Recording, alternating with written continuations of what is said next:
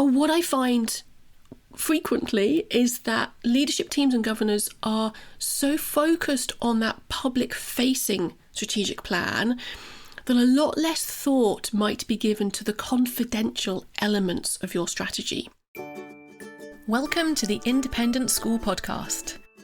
Thinking and acting strategically is the key to both securing the future of your school and helping to build a more equal and just world. My name's Juliette Corbett. I'm a consultant, speaker and facilitator, specialising in helping independent schools. In this podcast, I translate tried and tested strategy and fundraising techniques into a language that works for schools. So if you're a senior leader in a private school and you want your daily work to feel less exhausting and more strategic, and if you want once more to feel the joy of making the world a better place through education, then you're in the right place. Welcome, and let's get started on this week's episode. Hello and welcome to this week's episode, all about maximising the benefits of your strategic plan. Now, you might have heard me say before that I'm not a massive fan of strategic plans. They have a role to play. I do help schools to develop them, and you probably need one. But my feeling is that if we focus too much on the strategic plan, we miss out on the benefits of being strategic, of the quality of strategic thinking.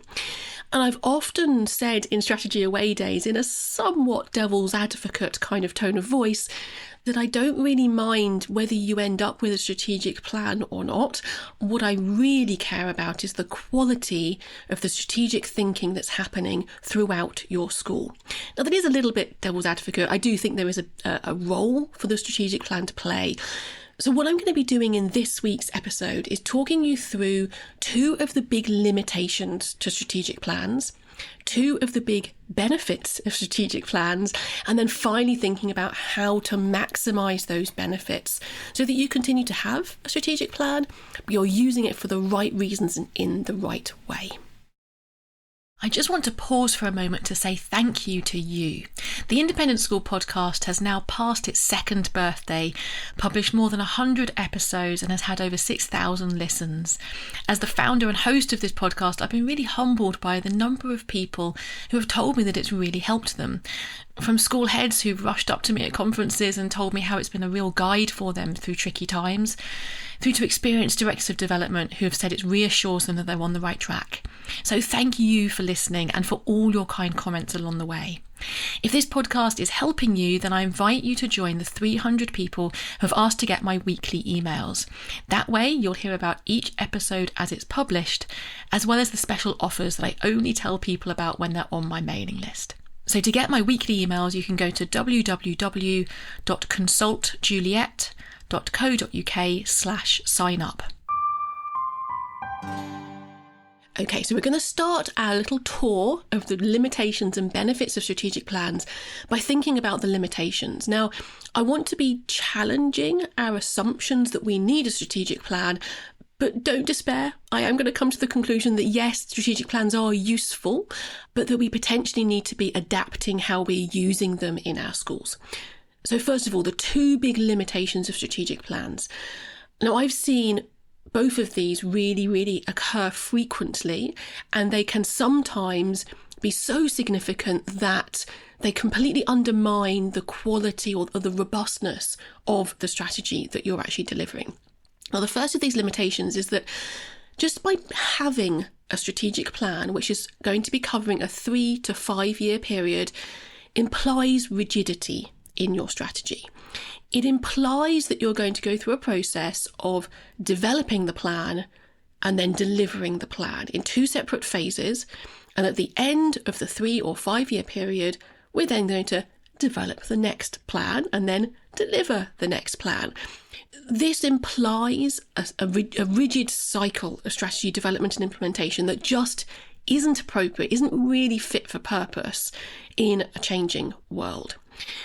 In that environment, what I sometimes see is that when school leadership teams or school governor boards want to change the strategy partway through that 3 to 5 year cycle, for absolutely robust strategic reasons, they hesitate to change the plan because they worry that by making those changes, it looks like an admission of failure. It looks like we have failed to deliver our strategic plan as it was, therefore we're going to adjust it. Now, this is a really unhelpful mindset to have. There are very good reasons why you might want to change your strategic plan during that 3 to 5 year period in which you're delivering it. And so by having put a strategic plan out there, put a date on it as to when it's kind of going to take you to, which is normally the date that occurs in 3 to 5 years' time at the end of the plan, you are constraining yourself in a way that just isn't necessary and can then set you up to hesitate about making the changes that you really should be making to adjust that plan during that time period. And all of this basically boils down to the fact that you're downplaying the role of strategic thinking and that you're enhancing the role of planning and developing that plan and then delivering that plan. So if you think about the spectrum between planned strategy, where you are very, very rigidly developing a plan, delivering the plan, and emergent strategy, where you're much more focused on the quality of the strategic thinking and you're being agile in the way that you're strategically navigating your marketplace, what you do is you end up, if you have a strategic plan, you end up naturally drifting towards the planned end of that spectrum between planned and emergent strategy. And all of this downplays strategic thinking as a skill set. Now, for me, if I had a choice between having a detailed strategic plan or having a culture of strategic thinking, I would bet on the latter every single time. The culture of strategic thinking is so much more beneficial to any organisation, including a school, than a detailed strategic plan. So that's the first limitation of the strategic plan. It implies a rigidity which isn't necessarily helpful. The second limitation of a strategic plan is somewhat more focused on schools than other organisations, but I see play out very frequently. And that is the focus on the public strategic plan document, which is going to end up on your website and being sent to parents, prospective parents, alumni, staff, etc., etc. You're going to kind of put a public face on the strategic plan. Less thought might be given to the confidential elements of your strategy, but those are just as important, and in some cases more important, than the public-facing strategic plan.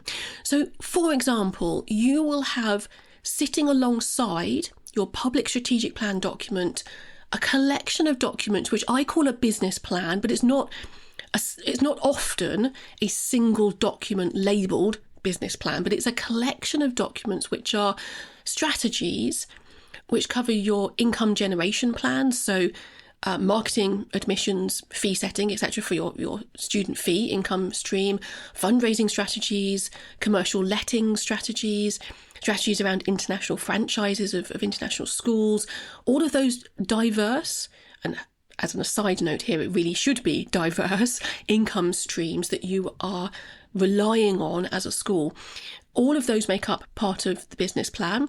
There's also going to be some thinking around the financial modelling, around the size and the shape of the school. So the overall student numbers, but also the number of pupils within each year group. The years that you're going to offer, you're going to expand that to maybe offer younger year groups moving into the nursery or the prep or pre-prep years. The facilities that you have on site, so your kind of facilities master plan.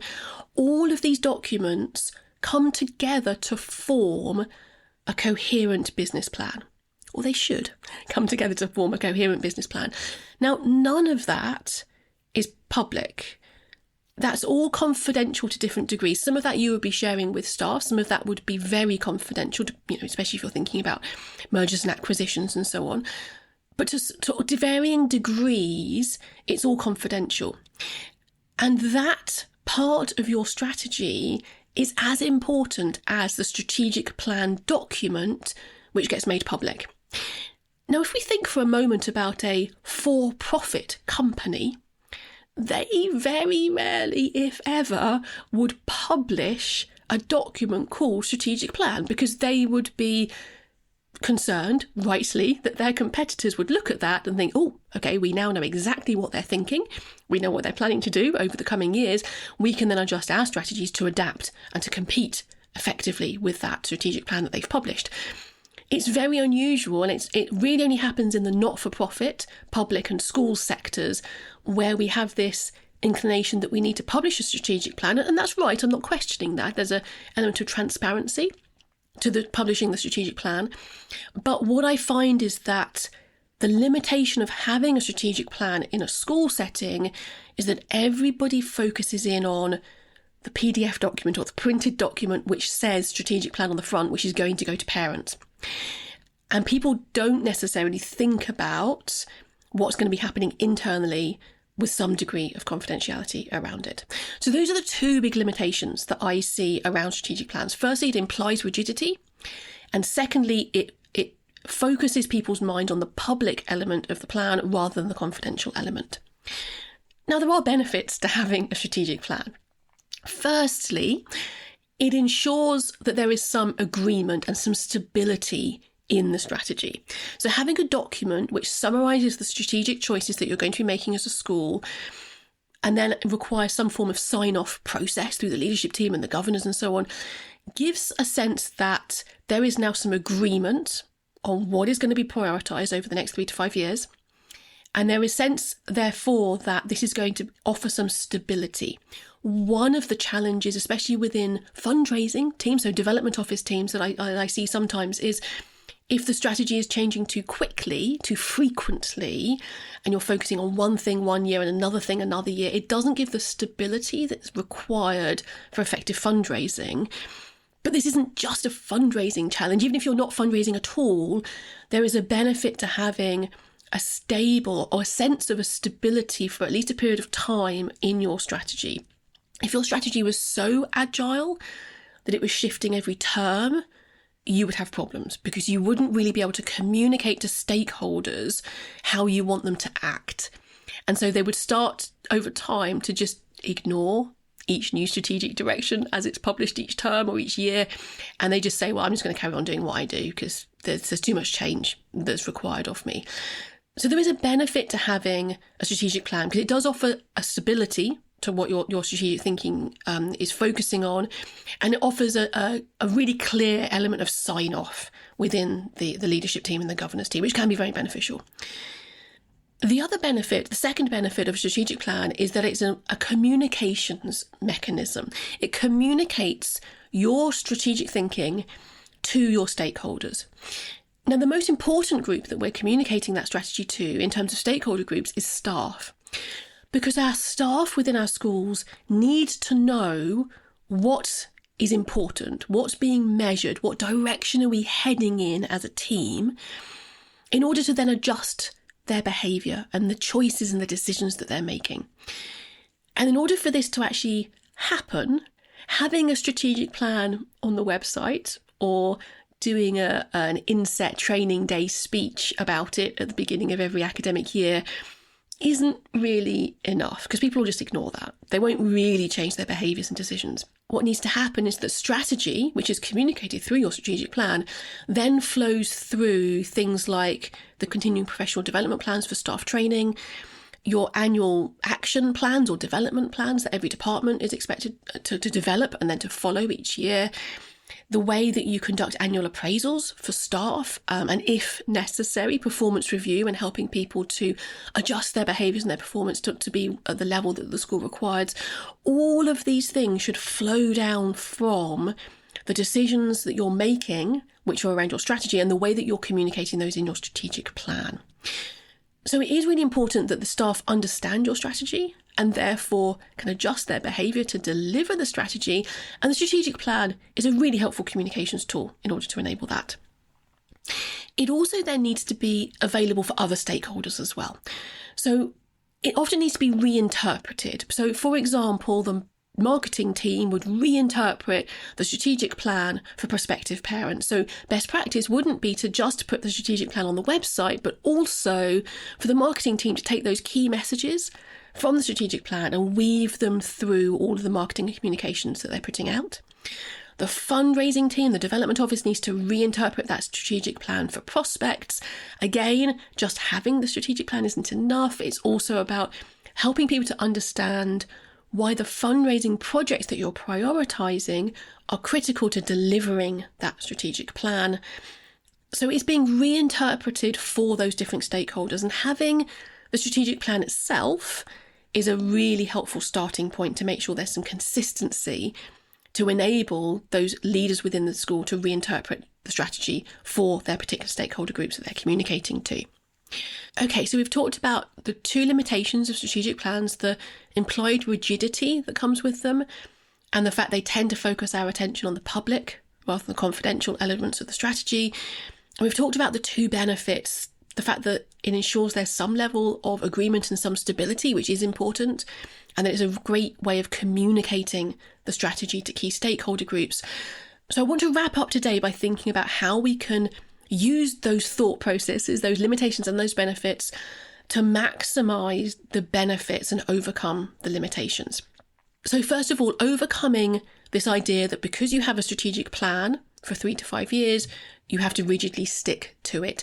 This is a bit of a mindset shift, really. It's an understanding, developing an understanding from governors, leadership teams, middle leaders, all the way through your stakeholder groups, that this is the direction that you're heading, but it might change over time, and that's going to be fine. It's not going to change frequently.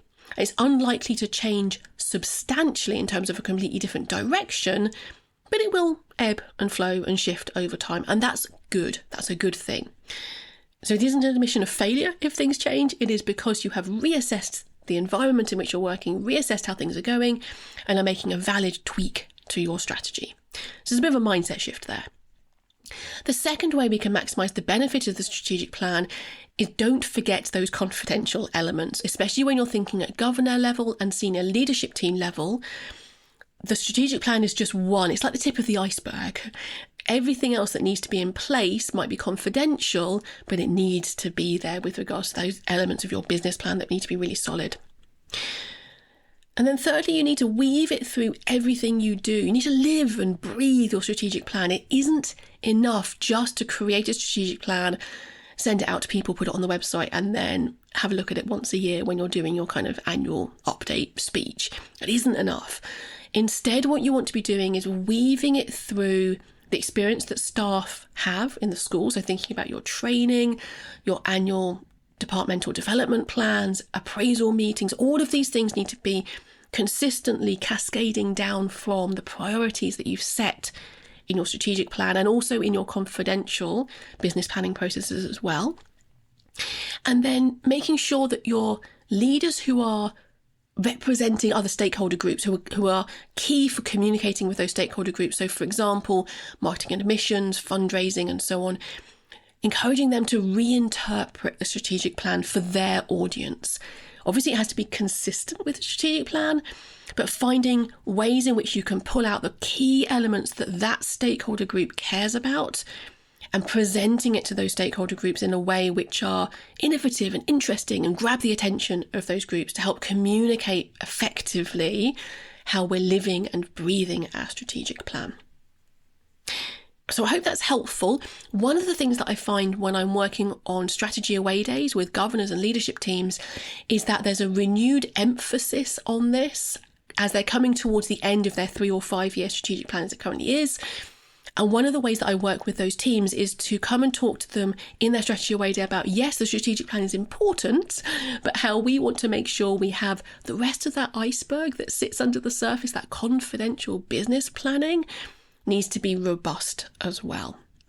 I normally book strategy away days about 4 to 6 months in advance. So if you're interested in exploring working with me on a strategy away day, please do get in touch early. I often book up when people contact me with a month's notice. I'm not often able to fit people in. So please do contact me just at any point, just have an exploratory discussion about how I might be able to help. I'd love to hear your thoughts on this episode. And in the meantime, have a strategic week. I will talk to you next time. Bye-bye then.